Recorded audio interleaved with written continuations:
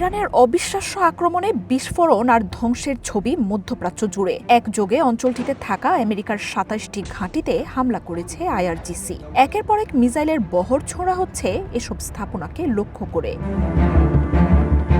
হামলায় এখন পর্যন্ত আমেরিকার ২০০ সেনা হতাহতের কথা দাবি করেছে ইরানের রেভলিউশনারি গার্ড কর্পস।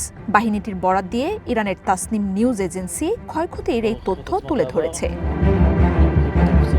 পাল্টা হামলার তীব্রতা নিয়ে আইআরজিসির জেনারেল ইব্রাহিম জাব্বারি জানিয়েছেন, দীর্ঘস্থায়ী সংঘাতের জন্য প্রস্তুত তারা। তৈরি রয়েছে অত্যাধুনিক ক্ষেপণাস্ত্র ও সমরাস্ত্র।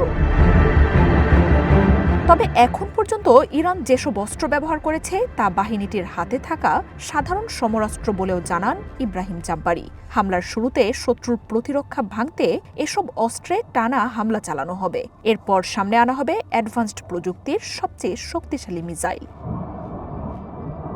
শনিবার থেকে ইরানের টানা হামলার শিকার হচ্ছে বাহরাইন, কাতার, কুয়েত, আরব আমিরাত, সৌদি আরব, জর্ডান, ইরাকে থাকা আমেরিকার ঘাঁটিগুলো।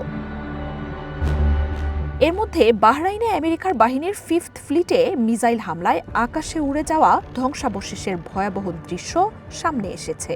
দোহায় একের পর এক বিস্ফোরণের ভিডিও সামনে আসছে। আরব আমিরাতের আল দারফা ঘাঁটিতেও আছড়ে পড়ছে ড্রোন ও মিসাইল।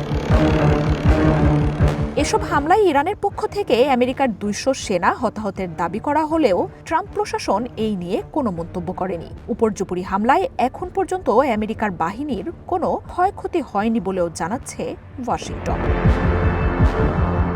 মার্জিয়া উপমা, ওয়ান ইন্টারন্যাশনাল ডেস্ক।